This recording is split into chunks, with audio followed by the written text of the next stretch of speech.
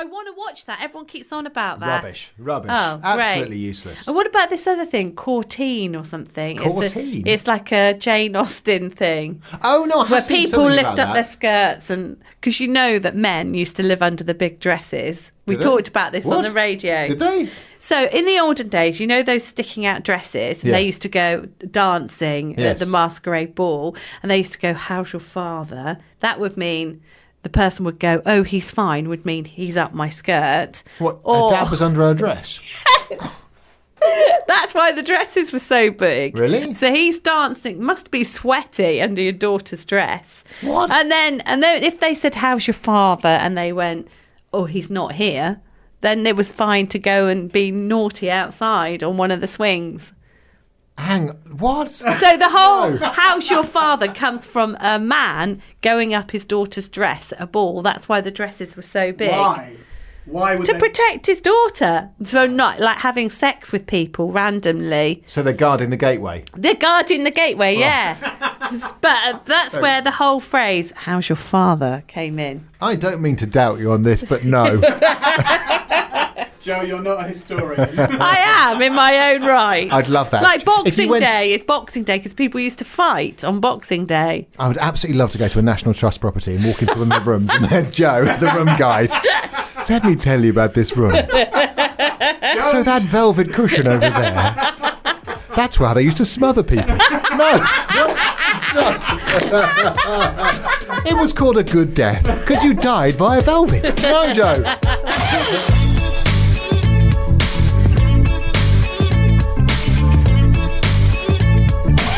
Welcome to episode 5 of the Naughty Bits podcast. Look, there's Joe over there. Oh, there's my lovely friend Ed over there. So what's this podcast all about, Joe? Well, it's all the naughty bits we couldn't really say on the radio, like poo, bum, willies, all things like that we couldn't really say when we were on air together. Joe used to say those words anyway. I don't know what you're talking about.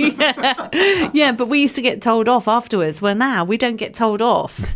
So I suppose it's the same thing, but without being told off. That's really it, isn't it? Just no repercussions. That's the word, repercussions. That's really what it is, isn't it? So yeah, it's the kind of stuff that we would really just share with our friends, but instead actually we just share it with you as well in the naughtiest way possible, of course, all in the name of just having a bit of a laugh, really. Yeah. Like Joe had a big birthday recently. Let's talk about that. Oh, God, I had a big birthday and I wanted it to be a festival theme. I wanted loads going on and I just wanted everyone to relax and have a laugh. And the thing is, it wasn't my 40th birthday. It was another birthday. So it was quite a big event. And I had friends there that I'd known all my life. You guys were there. I had friends that that are my neighbours and things like that. But things that you would not expect to happen at a birthday party happened. Like 2 ambulances arrived. So 2 people ended up in A&E in the bay opposite each other. Right. 2 of my friends' sons who helped themselves to the gin bar, but they didn't find there wasn't any gin glasses left, so they drank out of my Kilner jars. What? They drank gin Hang out on of a my minute. Kilner How old jar. are they? 17 and 16. Oh, okay. So not too far away from legal. No. Okay. So they won't ever drink gin ever again. Well, that is the best way to put somebody off something, Well, isn't yeah, it? they were sat on the doorstep of their house with their washing up bowls, both puking and taking it in turns to puke in the bowl. I was like that with a Coke float. Really? I wanted a Coke float for years and years and years. You know, just a Coke where you have a scoop of ice Ice cream. When I was like 6 or 7, my parents never would let me have a Coke float. Then finally, by the age of 11, I made myself one. It was rubbish. I've never had a Coke float since. So that is the way to do it. They're the same. Just Same with gin. thing. Yeah. So 2 people ended up in A&E.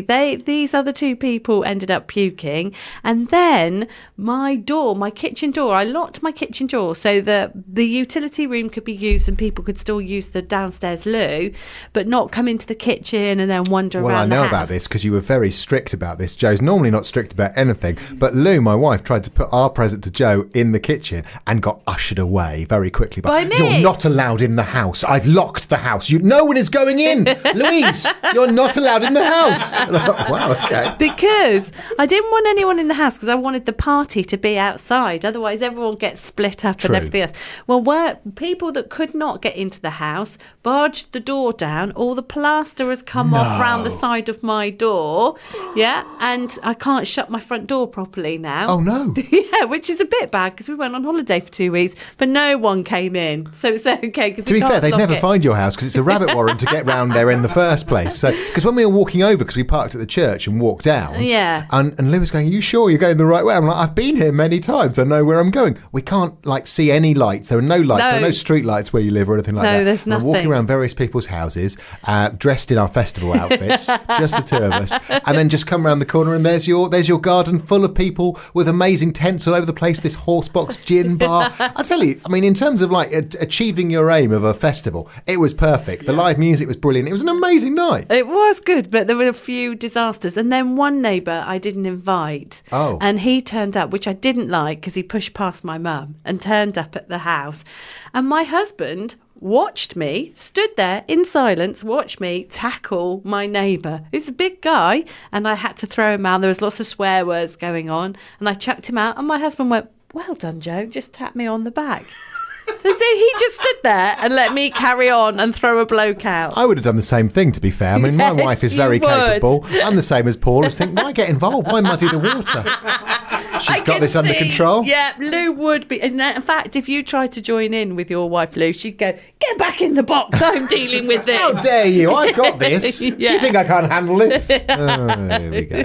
No, it was an amazing night, but I think all the excitement kicked off after I left, basically. It did, and it went on till 3:30, and in the end, I was nearly crying, going, "Please, all of you go home. Please go home."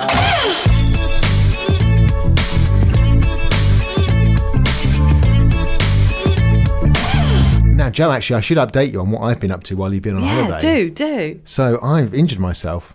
Oh no, what's happened? I'm quite injury prone generally. I've got quite a lot of injuries. Yeah, I was only telling my mum and dad the other day about how you fell off some scaffolding and ruined your rugby career. Well, it sounds like I was up high on some scaffolding. I wasn't. Oh. I stole a scaffolding pole and pole vaulted down the street on it. On my 21st birthday, and I fell off the top of the pole, and my knee bent the wrong way, so I had to have a knee operation then, and that didn't really fix it. So then 10 years later, I'd have another knee operation to reconstruct the whole knee. And so you've got a bad back. Got a bad back as well. Yeah, that's another good thing, which is really painful because I think I've crushed one of my vertebrae in my lower back. No. Again, that's a rugby thing basically. I've also damaged my shoulder. I've broken the end off my collarbone. That's again playing rugby as well. How did you? Oh my God! I've now damaged the other shoulder as well from carrying Henry. Yeah, just because he's a massive baby. Oh, so I love him. Yeah, so that's not good either. And now I've broken my toe. How have you done that? So my parents, right, my dad turned 70 and my parents, their birthdays are within a few days of each other. So my mum's, I think, 68, my dad's 70, this is their latest birthday. So they came over and as I'd lost my job, I thought I'd just have a picnic in the garden for them because that's cheap. So yeah, and your parents are cool. They wouldn't mind that. No, they were fine. They were up with it. They just wanted to spend some time with the grandkids, basically. So that was fine. But we were larking around in the kitchen afterwards. And, well, my parents were still there. And my son, Christopher, he plays a bit of rugby.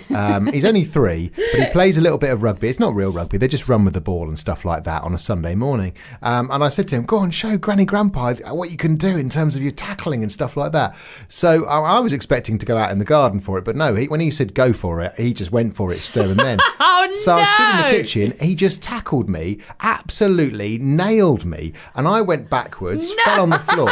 Somehow, though, I don't know, because I had no shoes or socks on, whether it's like just because my feet had sort of like stuck a little bit to the laminate floor or something. So I twisted my toe. No. And it just snapped. Ah! Is it still broken now? No, I don't know. I mean, today's the first day I've not had a plaster on it because I read online, I went on the NHS website for it, that they said, look, as long as the bone's not sticking out or it's not in a funny shape, then don't go and bother seeing anybody. I can't believe that. So I got a couple of plasters and just taped them together, and I've had them taped together now. I was trying to think, end of July was when my parents' birthday was. So and it's still quite swollen, but then I did break it again, so that's probably why. How did you break it again? You know what my wife's like? She's a massive hoarder, right? Yeah. She just can't get rid of stuff at all. So this is always going to be a problem. I knew this was going to happen. A few years ago, we had a utility room built with a downstairs toilet. The trouble is, though, my wife sees that as another room that she can fill with stuff. So there's just loads of things in there. So I was barefoot again, and I walked out into the utility room. She's got loads of stuff stacked, and I just stubbed my toe. Oh, no. And it was the broken toe that I stubbed on all these things that she had piled piled up. Oh, And- I bet you were cross. Oh, I was livid.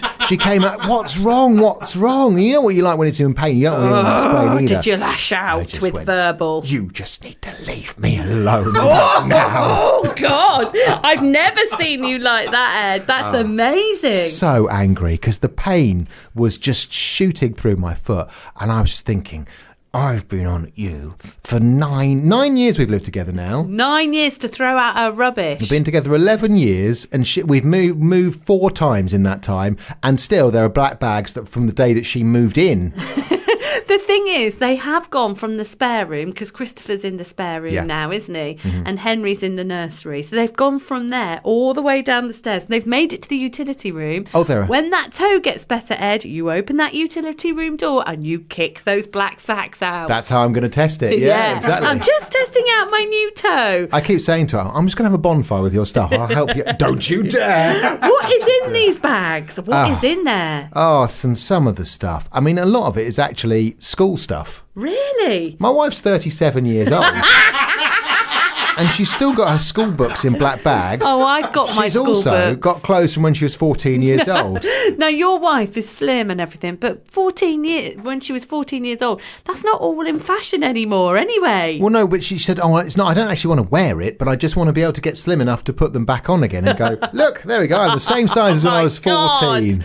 Why don't you just get her to try one thing on that you know that will fit her and then chuck the rest out? Yeah, like a stretchy boob tube or something like that. That'll do it. Yeah. Get her in a stretchy Jo, boob tube. if only it were that easy, honestly, I can't even talk any further about it because it's just the bane of my life. And then especially when my wife then goes to me, can you stop leaving your things around? Oh my God. how- I know, Ed, and all he's got is his phone and his car keys and probably a football. That's it, isn't it, Ed? Well, yeah, because I kind of thought if I get rid of my stuff, that'll encourage her. No, I've tried every tactic. I honestly, I can't leave it any. That's it. That's the same in our bedroom, which I call my bedroom, and Paul goes, "It is our bedroom," but I call it my bedroom. My wife does the same thing. My house, my bedroom. If I say to her, "Oh, where's this, this, and this?" she said, "Oh, it's just by the side of my bed." Don't you mean our bed? Yeah, It's our bed, isn't that's it? what he said. And I said, "Look at all this stuff in here," and he went, "None of it's mine, and it is all mine everywhere."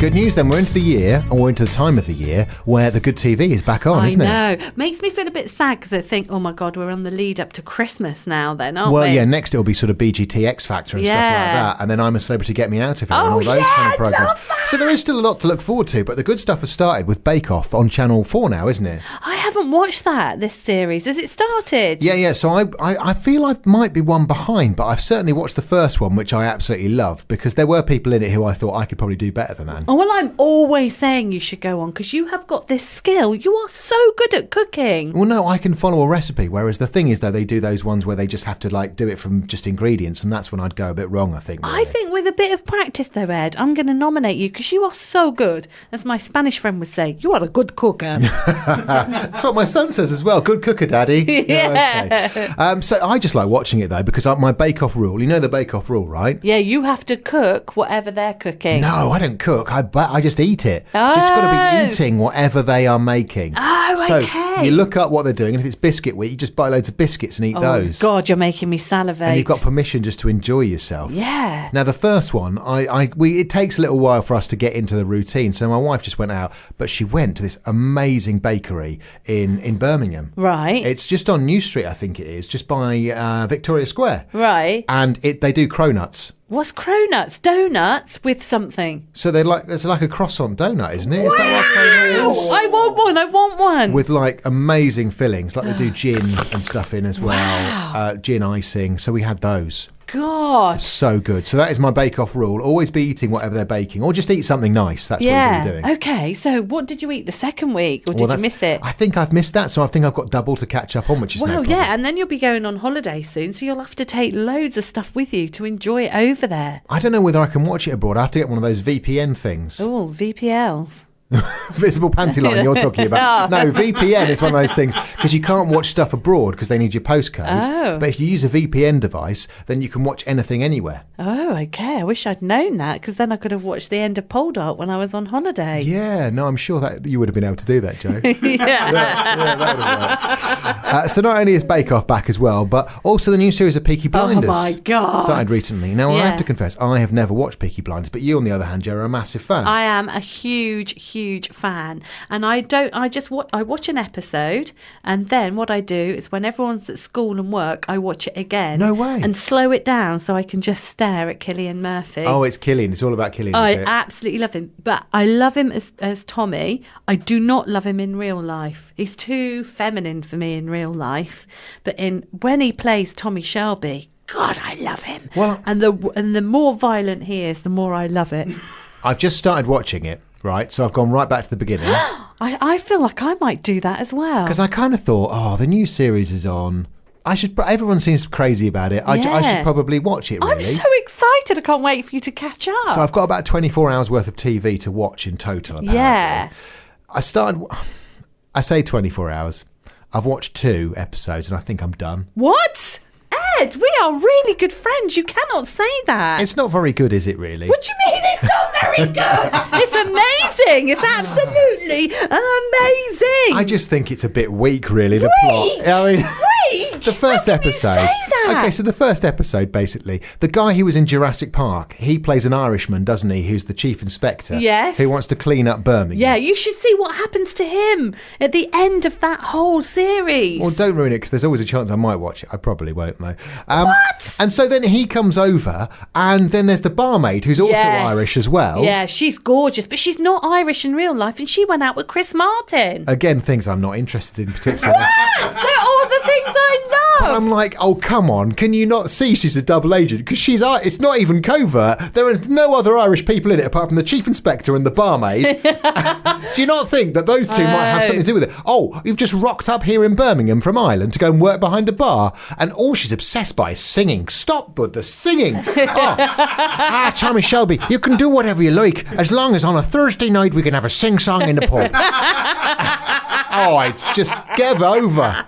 And he just keeps going. He goes, yeah, with his terrible Brummie accent. Oh, who cares about his accent? We're not listening, we're just looking. Oh, Irish lady, yes, okay, come out for a date with me. Maybe I'll let you sing on a Thursday night. Oh, come on!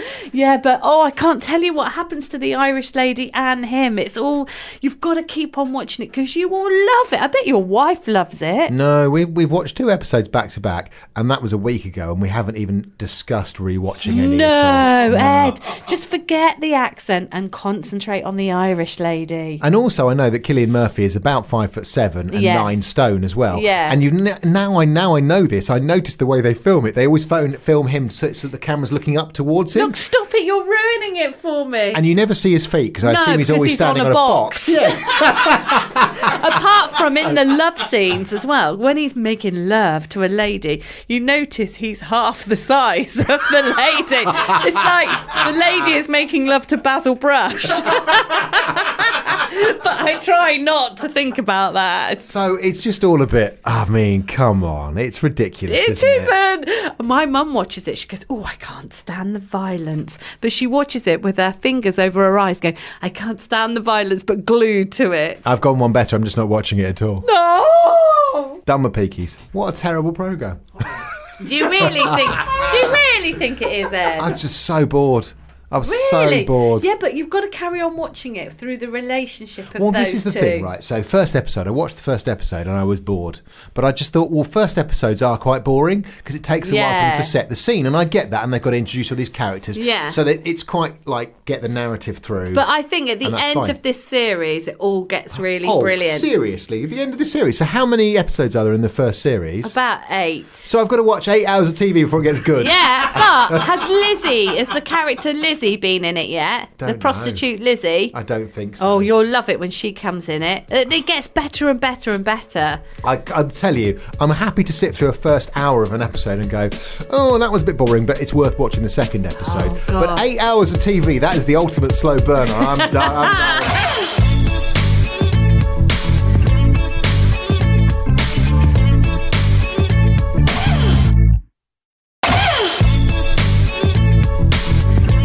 So if you've got a naughty, funny, hilarious, maybe disastrous, shocking story about you or a friend or someone in your family, we want to hear it, don't we? Yeah, we love a naughty, shocking story. Yeah. We'd just like to you to join in with us and have a nice time. That would be good. So it could be about anything. We just want to hear it, really. Just message us on Twitter, Facebook or Instagram. Just search @NaughtyBitsPod. And we do have a story for this week to share. Oh, my God, I love a story. Let me get comfy. Okay, you ready? Yeah. Now, this week's Naughty Bits listener story comes from Talia in South London. Hello, Ooh, Talia. hello, Talia. I hope that's not the Talia that wrote Sharpay on my bedroom door. Probably not. No. We'll see, though. Perhaps that's what the story's about. So Talia writes, "Hi, Joe and Ed. My naughty bit story is a cautionary tale about thinking you're ready for parenthood when, in fact, you can't keep control of any child, let alone 3, in a babysitting situation." Oh, God. Now, I just turned 18 years old. I wanted to make a bit of pocket money on the side, so I thought it was a good idea to babysit for a few of the couples on my road. Now, they all had kids who were around the ages of 4 and 5, so I thought, well, that's going to be really easy to handle, no problem. No way. I managed to book in with a couple of parents for a few weeks' time, which was great. Then I got a text from a couple who live a few streets away and who are friends of my parents on the road. And they said, well, they desperately need a babysitter for tomorrow night. Oh, great. Money. I was so happy. But I basically just thought, I've got a booking. I forgot to ask how old the kids were, though. So I just assumed they'd be super young, as who needs a babysitter for a teenager, right? Right. So it's the very next day. I go over to the house just before 6 that evening to meet the kids and see the parents on their way out the door when I realise they have 3 kids. Not a problem, I say to myself. One was 6 years old, one was 15 years old, and one was 6 months old. Right. So again, I say to myself, no. Not a problem. I tell the parents to get going so they don't miss out on their night out. And I say to the 15-year-old, I don't have to worry about you, do I? You're probably just going to go and play computer games. Yeah. He grunts at me with the intention of saying yes, so I leave it to him. Sounds all right, doesn't it? Yeah. Yeah, it's fine. So really, she's not looking after him. It's only 2 kids. Yeah, really, it's 2. So this is actually money for nothing, really, isn't it? 5 minutes later, an awful smell starts to waft my way, and I instantly know it's the baby's nappy. So I get to change the baby's nappy out in the kitchen before I run him and the 6-year-old upstairs to bed. At this moment, I'm thinking, this is a piece of cake. I have managed to rid myself of 2 of the kids, no problem, and the teenager takes care of himself, so this is easy. Oh, how naive I was. After putting the tiny ones to bed, I thought I'd knock on the teenager's door and be nice and ask if he needed anything. As soon as I knocked on the door, I heard a lot of sudden movement and sounded like it was way too much noise to make for just one teenage boy. So I reluctantly opened the door, stepped into the room. In the time I'd been putting the kids to sleep, the cheeky so-and-so had gone downstairs and let a girl in the house and was in his room. No! I immediately said, nope, not on my watch, out, and ushered her downstairs and out of the house through the back door. As soon as I opened the back door, the baby monitor starts going crazy, so I rushed upstairs to calm him down, patrolling the house on the way for any other hidden teenagers in the house as well. I sort the baby out, go back downstairs to finally sit down, and that's when it all went wrong. Oh, no. I look to my left and I see a cat's head poking out from behind the sofa. It was strange because the family didn't have a cat, so I felt a little startled at first, but called it over. As it came round the sofa into full view, I noticed it had like a white coloured backpack on, which is strange for a cat, as who puts a backpack on a cat? Oh my God, it wasn't a bomb, was it? Well, let's find out. I'm hoping not a bomb, otherwise it would be very difficult to tell this story, I suppose, wouldn't it? So, backpack on the cat. Then I remember all of the crucial events leading up to this moment in a horrifying flashback. When I'd let the teenage girl down the stairs and out of the house, I'd left the back door wide open, and then I'd changed the baby's nappy. No! I'd left it on the side without bagging it and binned it. So to summarise, a cat had come in through the back door, knocked the used nappy off the side onto its back, and was now rubbing itself and the dirty used nappy all over the sofa. No! That is disgusting! All my babysitting money for the next few weeks went into cleaning and reupholstering that sofa. Oh my God, Wow. what a story! What else can you say? What? I'm gobsmacked about that. That is awful. I mean, baby nappy, they are not nice. They're not nice, and to have that all over a cat who's then rubbing its fur all over your sofa, that's disgusting. Just burn the whole place. That is absolutely awful. But I have a similar story that what happened to me was about 20 years ago, or 30 years ago, shall we say, I was going out with this guy who was really gorgeous, and I was obviously batting above my thingy. And I was thinking, why is he getting out with me for? Whatever. Anyway, he invited me to his sister's house, who was older than us. So it meant that, you know, she was really cool, and we had our own double bedroom. She'd bought a house, and us two, me and my boyfriend, hadn't bought a house or anything. And we didn't even live together. So we were like, oh my God, we had to have sex, really nudies and snoopersons all weekend in my friend's house. She said, I'm going to cook a meal. We were like, oh my God, this is like a dinner party, what grown-ups do. So my boyfriend was a bit posh, and he said, you need to get changed. I said, get changed? She goes, yeah, for dinner, you need to get changed to come down. Right. So he got changed. I was like, well, I haven't really got anything else to wear. So I just took my jeans off. And as you know, I've got a really big bottom, so I don't wear pants. But sometimes, if I feel a bit dribbly, I just wear a liner. And a bin liner? Panty liner. A panty liner, right. Don't say the words out loud. Panty liner. Don't. Yeah. And I attach it, you know, because you pull off the back where it goes, oh, body form, one of those. Right, yeah. And I just attach it to my jeans. So it's in there. So I took my jeans off, and that had a panty liner attached, went downstairs in something else, sat at the dinner table, and it was all a bit wah-wah for me, and everyone, I only know Benny Hill jokes, and they were all talking about clever stuff. Right. So I just carried on drinking, and they did have like this little Scotty dog that came downstairs. It had obviously sniffed my jeans, and it had a panty liner across its nose. Oh, no. It looked a bit like adamant. Oh, no. So that was a similar disaster. Oh. It was awful. And obviously, I didn't have to admit it was mine. But they were going, why has my dog got a panty liner across its nose? No. So it obviously sniffed around and got stuck on there. Found something it liked.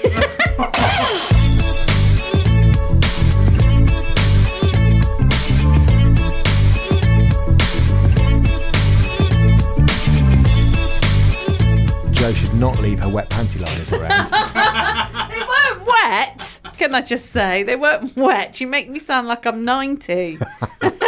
Jo's moist panty liners hanging around. Stop saying those words, Ed. You know I don't like it. Because it can stick to things, so like dogs, don't let that happen. What else have we learned? Well, we've had a naughty letter in about that lady who, what a disastrous day she had. Oh, yeah, no, that was bad. And we've also learned Peaky Blinders is rubbish. Oh, no, we know it's good, as you just don't like it. No, it's officially rubbish now. No, That's Ed, it. stop! We will be back with another episode of the Naughty Bits podcast next week. Until then, be sure to rate and review us on whatever platform you're listening to us on. And also, you can follow us on Facebook as well, Twitter and Instagram. Just search at Naughty Bits Pod. There's more though, isn't there, Jo? Yeah, if you go to Brain Dead Podcast on YouTube, you can find out everything there. That's the plan.